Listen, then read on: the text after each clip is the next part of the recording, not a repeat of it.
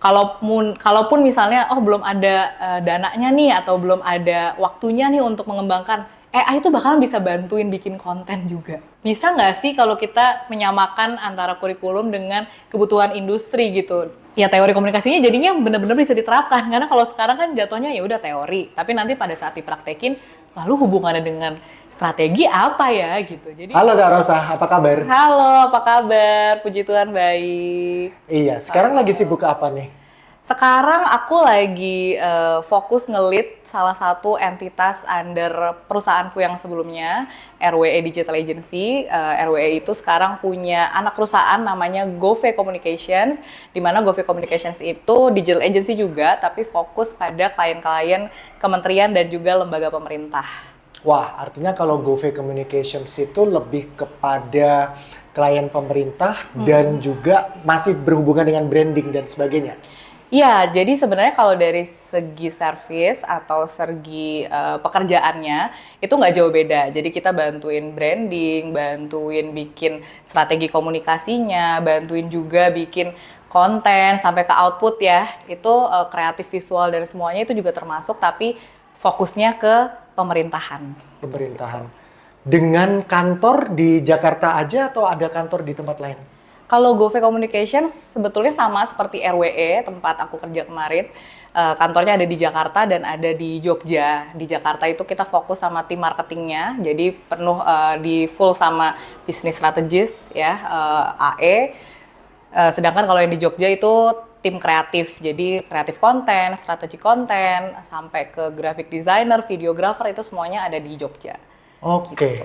Wah, keren ya. Artinya kalau kita bicara mengenai digital agency, itu tentu erat kaitannya dengan, ya hari ini kita bicara mengenai media sosial, teknologi, new media, dan sebagainya gitu ya Kak ya. Iya. Boleh tahu nggak Kak, sebenarnya dengan media sosial yang begitu cepat dan masif, kalau di dalam ranah digital agency itu seperti apa sih penggunaan media sosial ini Kak?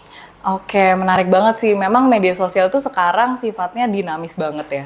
Perubahannya cepet banget gitu. Tentunya kalau di digital agency, baik yang pemerintahan seperti Gove Communication maupun yang brands full gitu ya, tantangan dan peluang juga sih sebenarnya perubahan yang ada di media sosial sekarang. Kenapa? Karena kenapa jadi tantangan gitu ya? Karena perubahannya cepet banget. Jadi semua itu ditantang untuk ngikutin pace-nya yang mungkin hari ini bilangnya A, besok bisa B juga gitu. Terus makin banyak fitur-fitur di media sosial yang kayaknya kita kalau misalnya mau keep up semuanya tuh nggak habis-habis gitu.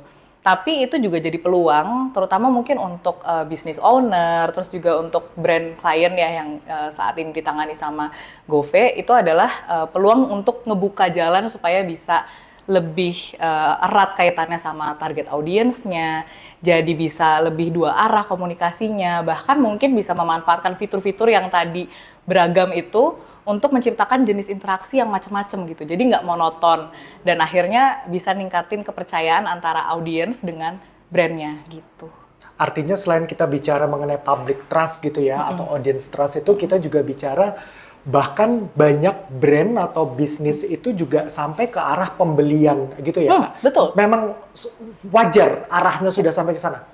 Iya, sebenarnya sih memang kita di Indonesia sendiri itu termasuk yang nggak secepat-cepat itu ya, karena di negara-negara lain itu bahkan dari sebelum COVID aja sudah memanfaatkan fitur-fitur media sosial untuk jualan juga gitu. Di Indonesia nih benar-benar baru kerasa justru beberapa tahun belakangan ini, terutama COVID, setelah COVID gitu ya. Nah, itu wajar banget, Kak, karena kalau misalnya cuman memanfaatkan media konvensional atau mungkin platform jualan yang kayak marketplace aja, itu jadinya kurang genuine gitu. Karena tujuannya di media sosial namanya juga sosial ya. Sebenarnya kan emang dari awal itu diciptakan untuk bisa ngembangin sosialisasi, bisa nambahin network dan lain sebagainya, dan itu berlaku juga untuk brand sebenarnya. Ketika brand mau jualan produknya sekarang di media sosial itu audiens udah pinter banget, dimana mereka udah bisa selektif kan.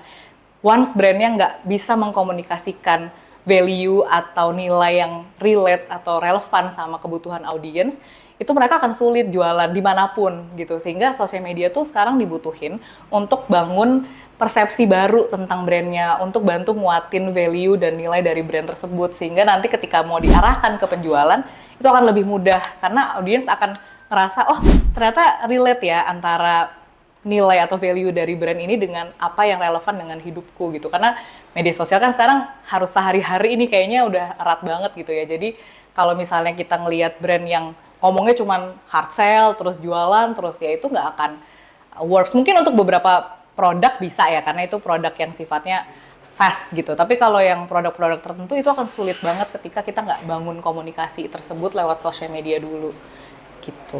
Dan itu semua juga di-handle di dalam GoVe Communications ini ya? Ya, cuman perbedaannya kalau di GoVe Communications, karena klien kami di pemerintahan itu kan sebenarnya tidak jualan ya. Jadi bukan produk, bukan sales yang jadi target terakhirnya kalau di pemerintahan, tapi lebih ke image building, trust dari audience, dan itu dibangunnya sama sebenarnya lewat communication melalui brand value-nya, tapi dari sisi pemerintahan ya.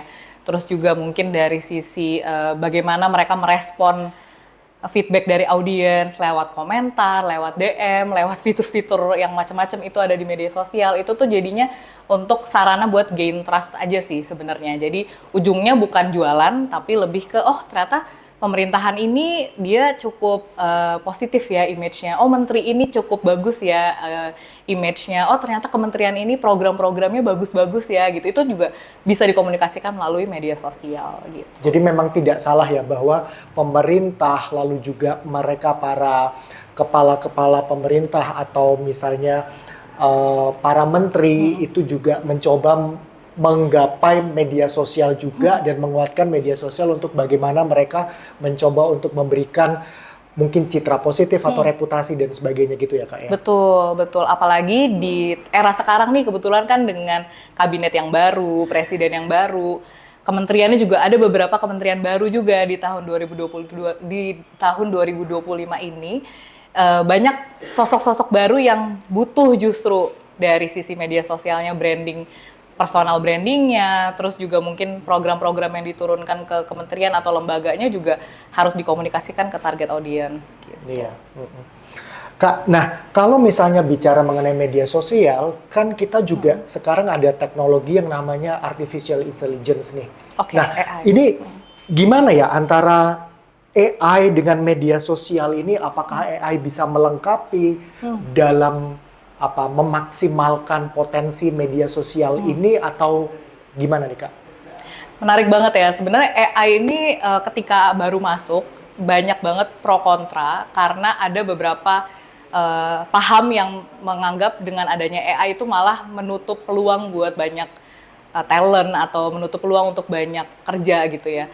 Padahal sebenarnya kalau dilihat lebih dalam lagi, AI ini tuh bisa banyak banget ngebantu ya profesi apapun gitu ya, termasuk kalau di media sosial, karena kan media sosial ini kita tujuannya ngadain supaya ada timbal balik antara si brand, si pemilik akun media sosialnya dengan target audiensnya atau followersnya atau orang-orang yang suka berinteraksi di media sosial masing-masing gitu ya. Nah, ketika kita pengen tahu sebenarnya ini hasil interaksinya works atau enggak sih, hasil interaksinya tuh positif atau enggak, kira-kira bakal memberikan dampak baik atau enggak buat brandnya, itu tuh sebenarnya bisa pakai AI juga melalui analytics gitu. Jadi ada sebenarnya di media sosial beberapa tools untuk kita narik data ya. Oh ada berapa engagement, ada berapa komen, ada berapa likes dan lain sebagainya. Tapi kalau cuma angka doang dan nggak dianalisa itu nggak akan jadi apa-apa gitu. Which is kalau misalnya buat teman-teman di digital marketing, teman-teman di agency, itu tuh penggunaan AI malah bisa ngebantu untuk menganalyze. Oh, dengan jumlah engagement sekian, itu sebenarnya kalau dibandingin sama periode sebelumnya misalnya, itu ada dampak baik atau enggak. Terus kira-kira untuk bisa kita achieve lebih bagus lagi di periode berikutnya harus achieve berapa. Kayak gitu-gitu tuh bisa dibantu sama AI. Gitu. Jadi itu baru sebagian kecil aja untuk bantu analyze data ya. Tapi selain analyze data, AI itu juga bisa kayak bantuin misalnya cariin referensi konten yang bagus, cariin referensi visual yang kira-kira bakalan menarik gitu-gitu. Jadi banyak banget sih sebenarnya kegunaan dari AI ke media sosial gitu ya. Tinggal tergantung si pelaku atau si usernya itu bisa memanfaatkannya sejauh apa gitu. Mungkin sedikit contoh juga, saya dan tim saya di GoVe itu sekarang udah sering banget memanfaatkan AI tujuannya untuk riset gitu ya. Jadi Kita memang konten semua itu termasuk analisis datanya tuh dari tim kami tuh ada sebenarnya. Jadi tim kami udah pasti proses sendiri juga. Tapi ketika mau menganalisa lebih dalam dan juga kita mau riset nih, oh dengan konsep kayak gini tuh bakalan works atau enggak, trennya sekarang seperti apa, terus ada data-data tambahan yang kita belum dapat atau gimana, itu biasanya kita pakai AI gitu. Jadi dari AI kita bisa dapat insight baru, bisa kita istilahnya kita kawinkan dengan data dan insight yang kita udah punya, dan itu bisa menghasilkan konten atau strategi yang lebih works dan lebih powerful dibandingin kita cuma ngandelin ya udah tim yang ada gitu. Karena kan kadang-kadang kita butuh second opinion atau kita butuh data baru yang mungkin kita belum dapat atau kita susah nih kalau nyari sendiri gitu. Nah, AI itu malah membantu banget karena bisa mempercepat untuk dapetin data-data yang mungkin sulit kita dapetin sendiri gitu sih. Oh, jadi paham sekarang mengapa para bisnis atau organisasi itu membutuhkan digital agency ya. Sekompleks itu pekerjaannya dan juga peluangnya untuk bisa sampai ke analisis itu bisa di-provide oleh digital agency gitu. Betul, ya Kak ya. betul. Oke, artinya peluang kerja di dunia digital agency juga luas ya Kak? Sekarang luas banget dan digital agency itu sekarang bentuknya macam-macam ya. Salah satunya mungkin kayak GoFace sekarang ini juga termasuk yang masih niche banget ya, target audience-nya target kliennya pemerintah, terus juga mungkin bagaimana kita nge-treat komunikasi ke pemerintahan itu kan niche banget gitu. Di luar sana banyak banget agensi-agensi yang modelnya juga unik-unik. Kayak misalnya digital agency khusus untuk TikTok konten gitu. Jadi dia bener-bener full strategi konten sampai ke mungkin rekomendasi-rekomendasi konten creator-nya itu semua full di TikTok gitu. Ada juga yang full digital agency untuk YouTube gitu. Jadi benar-benar nanti strategi dan konten yang dibuat itu mengarahnya ke channel YouTube semua gitu. Jadi sekarang seunik itu baru yang by channel ya. Ada juga yang by target klien seperti GoFe. Ada juga yang mungkin berdasarkan jenis servisnya. Ada yang mungkin bukan fokus ke media sosial malahan, tapi bisa juga ke pembuatan website, pembuatan platform atau situs-situs yang mungkin dibutuhkan sama kliennya, kayak gitu sih. Jadi banyak banget bentuknya digital agency dan banyak banget peluang kerjanya gitu karena kebutuhannya semakin banyak. Artinya dengan seperti itu, kalau sebelum kita lanjut ke hal yang lainnya Kak, artinya dengan seperti itu kira-kira kalau untuk kebutuhan di digital agency itu orang-orang yang seperti apa sih yang biasanya dicari? Soft skill-nya kayak apa? Atau mungkin juga hard skill-nya seperti apa? Dan mungkin lulusan ilmu komunikasi itu bisa ke arah sana atau gimana Kak? Oke, sebenarnya kebutuhan kayak terutama yang hard skill-nya itu tuh banyak banget ya. Karena masing-masing posisi dan masing-masing divisi itu fungsinya beda-beda. Cuman kalau untuk komunikasi mungkin arahnya lebih banyak ke bisnis strategis atau account eksekutif ya, jadi tim marketing sama mungkin strategik gitu. Strategik itu bisa dibagi-bagi lagi, ada yang strategik konten, ada yang strategik planner, ada juga yang mungkin dia strategik analisis, jadi dia fokus untuk data analisis aja gitu. Terus juga ada yang mungkin strategik event, itu juga beda lagi. Jadi sebenarnya kalau aku sebutin komunikasi, terus nanti jurusannya ke strategik pun itu banyak banget turunannya gitu ya. Sedangkan kalau mungkin di luar komunikasi itu juga bisa kayak teknologi ya, karena media sosial, digital agency itu erat kaitannya sama teknologi. Jadi mungkin IT gitu ya, terus programmer, front end developer, back end developer itu sangat-sangat dibutuhkan sekarang juga. Dan yang nggak kalah menarik juga sebenarnya kalau ada jurusan yang mungkin lebih fokusnya ke konten ya.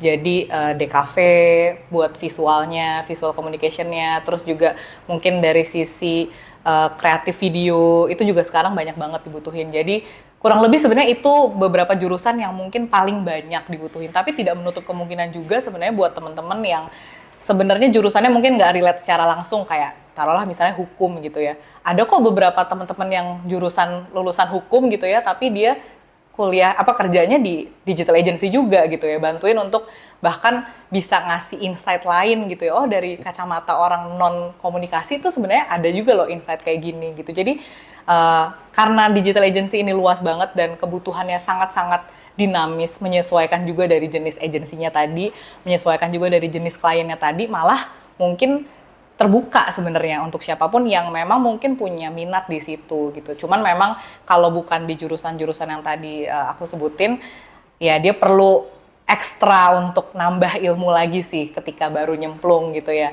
Which is nggak apa-apa, zaman sekarang tuh banyak banget orang yang kayak gitu juga kan. Gitu sih. Sedangkan kalau soft skill-nya malah mungkin nggak terlalu banyak karena spesifik. Kita butuh orang yang memang dia punya tingkat inisiatif yang tinggi, punya kreativitas yang tinggi juga, sama yang ketiga dia punya attitude yang bagus ketika ketemu klien. Itu penting banget karena kalau dia pinter banget misalnya ya, dia bagus banget kerjaannya atau dia mungkin sebelumnya cum laude di kampusnya gitu ya, tapi ketika ketemu klien dia nggak kayak gitu ya, dia nggak akan kepake juga di digital agency karena kita sangat bergantung sama klien juga gitu sih. Jadi mungkin itu juga ya yang membuat Rosa itu sekarang sudah sampai ke level director ya. Karena di Starkey kan juga diajarkan tidak hanya skills dan knowledge, tetapi juga attitude gitu ya. Betul sekali. Ada beberapa, sempat kemarin membaca di media sosial, ada beberapa penelitian itu secara psikologis, ada sekelompok anak muda tuh yang juga sudah mulai lelah nih dengan media sosial. Nah, apakah nanti bisnis akan juga lelah dengan media sosial atau malah semakin berkembang nih dengan banyaknya teknologi dan juga bantuan-bantuan AI ini? Gimana, Ros? Memang benar ya, ada fenomena di mana mungkin sekelompok generasi muda itu lebih kejenuh ya sama penggunaan media sosial karena mungkin sekarang jenis media sosialnya banyak, terus jenis kontennya juga banyak gitu ya. Cuman kalau kami coba telaah lebih dalam lagi, kalau dari POV orang yang setiap hari buka media sosial gitu ya untuk nyari insight, untuk nyari tren, sebenarnya mungkin lelahnya bukan karena media sosialnya, tapi karena konten di dalamnya gitu. Jadi ketika kita mainan media sosial, terus kepapar sama konten-konten yang nggak relevan sama kita, ya udah pasti bakalan lelah juga gitu karena aku nggak butuh informasi ini gitu, ini nggak berguna buat hidupku gitu. Tapi once dia ketemu sama konten-konten yang sifatnya bermanfaat, konten-konten yang mungkin menambah value untuk dirinya sendiri, itu akan nggak akan ngaruh, dia bakalan berkurang pakai media sosial. Mungkin dia lebih ke selektif aja konten mana yang akan dia tonton, konten mana yang akan dia share gitu ya. Nah kalau kaitannya sama bisnis sebenarnya itu ya memang tantangannya gitu. Jadi bisnis tuh sekarang nggak boleh bikin konten yang sifatnya ya udah cuman satu arah, cuman ngasih tahu doang dia punya produk apa, atau kalau dari POV pemerintahan cuman ngasih tahu doang dia punya program apa. Biasanya kita malah kembangin lagi tuh. Oh dia punya program ini, memang program ini dibuat untuk audiens supaya audiens seperti apa sih, manfaatnya buat orang-orang yang akan mengikuti program ini tuh apa sih gitu kan. Terus ditambahin value dari sisi edukasinya juga. Oh iya dengan kita melakukan ini tuh nanti manfaatnya buat kehidupan kita apa sih. Jadi dengan adanya tambahan-tambahan value itu malah mungkin membuat orang jadi lebih, oh ternyata ini tetap berguna kok buat aku gitu ya. Oh ternyata ini tetap bisa aku terapkan di kehidupan sehari-hari, which is itu nggak akan membuat dia berhenti pakai media sosial karena dia jadi selektif ke konten-konten yang seperti itu gitu sih. Jadi bukan sama media sosialnya tapi jenis kontennya, which is itu tantangan juga buat brand gitu sih. Kalau dari Rosa dan juga tim yang selalu bergerak ya di dunia digital agency ini selalu menganalisa, melihat data dan sebagainya.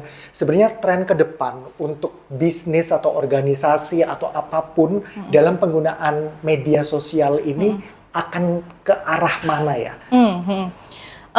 Sekarang tuh sebenarnya kalau dari beberapa tahun terakhir ini udah mulai kelihatan sih. Trennya tuh sekarang lebih ke konten bergerak, which is itu video salah satunya. Jadi pemanfaatan fitur-fitur di dalam video seperti misalnya TikTok video yang short video gitu ya.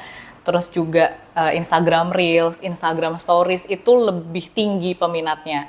Dan untuk bisnis itu malah lebih memudahkan mereka untuk bisa lebih storytelling tentang produknya gitu. Begitupun juga untuk pemerintahan, dia bisa lebih storytelling juga tentang bagaimana latar belakang misalnya kebijakan ini diambil, bagaimana latar belakang masyarakat menerima manfaat dari kebijakan ini dan lain sebagainya. Jadi fitur video dan konten video itu masih menjadi tren dan diprediksi masih ke beberapa tahun ke depan itu bakal tetap jadi konten primadona lah istilahnya kalau di media sosial ya, karena mungkin audiens di sekarang ya, digital audience di Indonesia tuh lumayan dimanjakan dengan jenis konten yang dia tinggal nonton aja.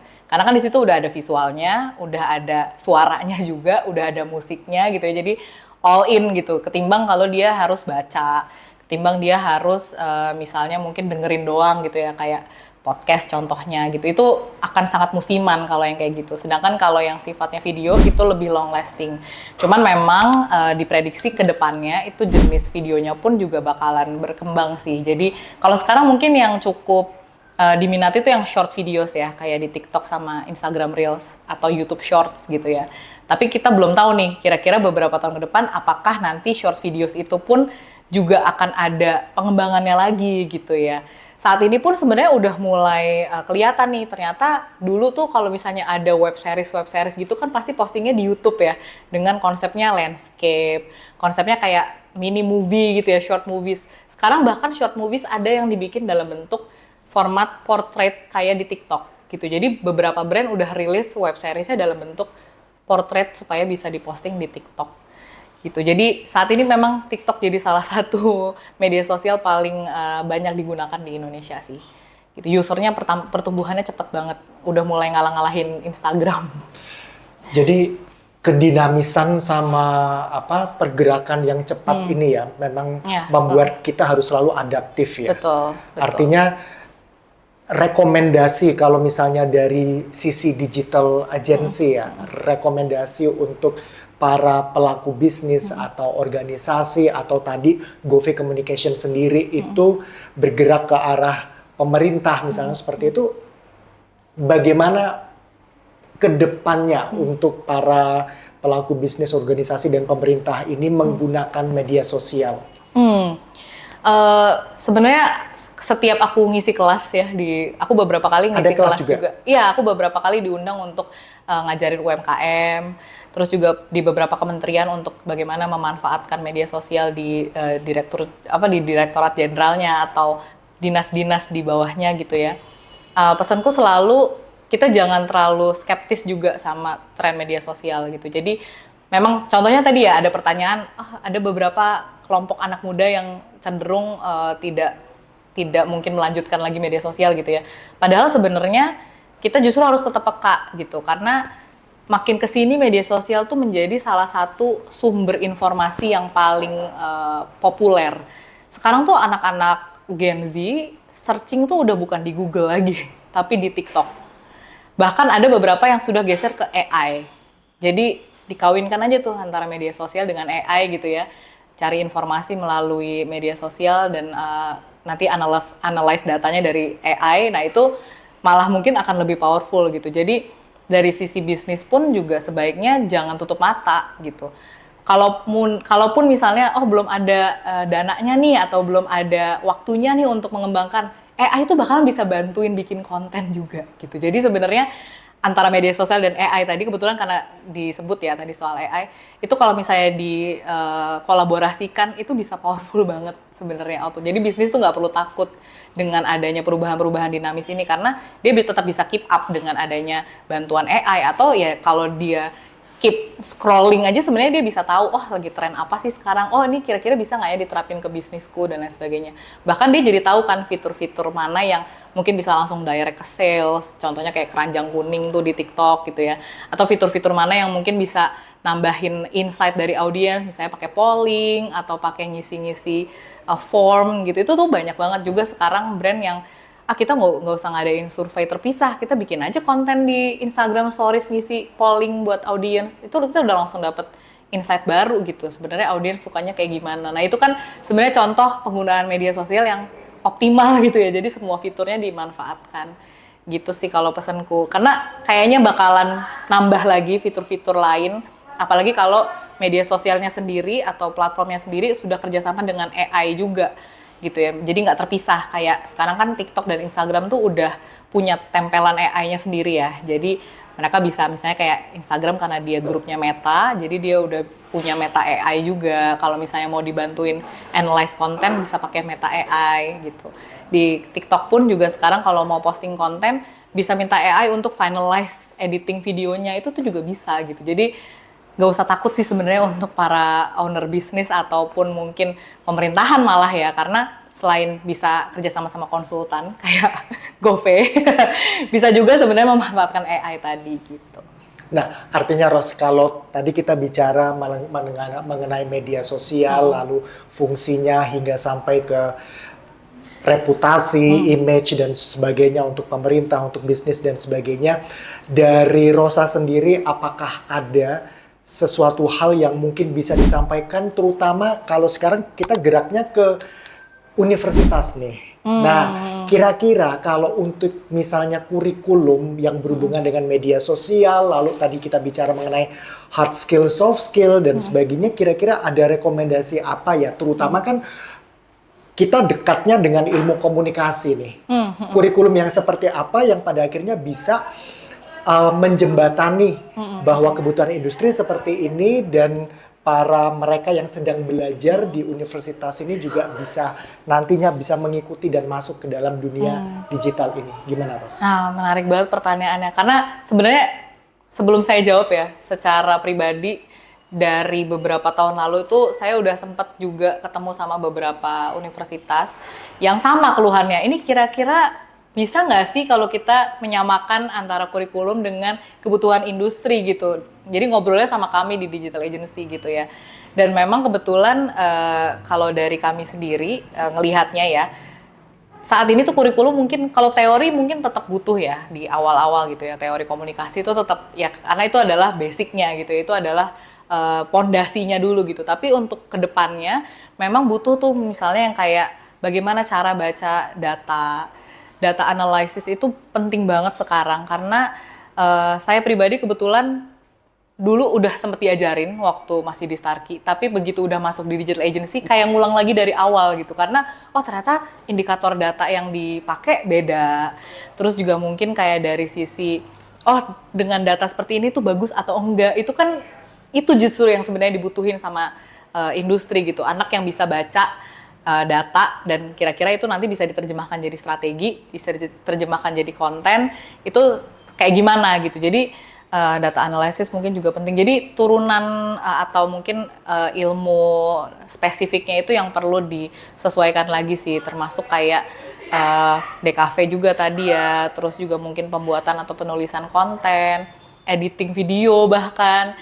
Terus yang nggak kalah penting juga mungkin strategic thinking-nya. Jadi sebenarnya di teori komunikasi itu sudah diajarkan soal bagaimana kita menyampaikan pesan supaya nyampe nih sama yang akan nerima pesannya gitu ya. Tapi kalau di teori tersebut diterapkan secara langsung di pembuatan strategi, itu nggak, buat anak awam mungkin itu nggak akan langsung dapet maksudnya gimana gitu. Jadi materi tentang strategic thinking itu juga penting banget dan itu kepake nggak cuma di strategic planner doang, tapi juga ke media planner, terus juga mungkin ke strategic communication, strategic kreatif, pakai juga buat account eksekutifnya gitu ya. Jadi mereka punya pemahaman yang sama tentang bagaimana flow atau alur strategi komunikasi itu berjalan gitu, sehingga ya teori komunikasinya jadinya benar-benar bisa diterapkan. Karena kalau sekarang kan jatuhnya ya udah teori, tapi nanti pada saat dipraktekin lalu hubungannya dengan strategi apa ya gitu. Jadi paling lebih ke detail ilmunya aja sih yang kayaknya perlu lagi di breakdown kira-kira kebutuhannya kalau di industri sudah sejauh mana, dan menurut rekomendasi saya better strategic thinking tadi sama data analysis itu yang cukup penting gitu ya di ranah komunikasi gitu. Kebetulan Starkey di ilmu komunikasi itu juga selalu mencoba mengadaptasi dan juga melihat perkembangan industri sampai di mana, sehingga kurikulumnya juga mencoba untuk tetap menyesuaikan dengan kebutuhan industri. Jadi misalnya kita memiliki mata kuliah seperti digital PR, digital markom, lalu juga ada data analis dan sebagainya. Karena memang kebutuhannya untuk di saat ini adalah seperti itu ya, termasuk betul. Editing dan sebagainya. Iya, gitu betul. Iya, tadi soal digital markom itu juga sebenarnya bagian dari komunikasi bisnis ya, kalau dulu mungkin ya di Starkey. Karena ketika business owner dia nggak ngerti tentang digital marketing, itu akan agak sulit nantinya ketika dia mau menerapkan bisnisnya dia ke ranah digital. Sementara ranah digital itu adalah marketnya sebenarnya sekarang gitu. Jadi digital marketing itu juga lumayan penting sih. Cuman sebelum masuk ke digital marketing, ya data analysis dan strategic thinking-nya harus punya dulu. Jadi mungkin itu satu rangkaian atau mungkin satu jalur gitu ya, entah nanti susunan kurikulumnya akan seperti apa, tapi itu tetap saling berkaitan sih satu sama lain. Oke. Ros, ini kayaknya kita butuh sesi yang berikutnya lagi. Jadi ini Siap. perbincangan kita mengenai digital itu masih banyak dan luas lagi untuk kita explore. Jadi sepertinya untuk saat ini terima kasih sekali sudah mau sharing pengalaman dan juga segala hal yang sudah ditekuni saat ini. Sudah berapa tahun ya? 10 tahun lebih ya? 10 tahun dari sejak lulus. Digital ya, masih konsisten di dunia itu ya. Masih. Oke, terima kasih sekali lagi dan kita jumpa Sama-sama. lagi di sesi berikutnya. Thank you banget. Terima kasih juga, Sarki.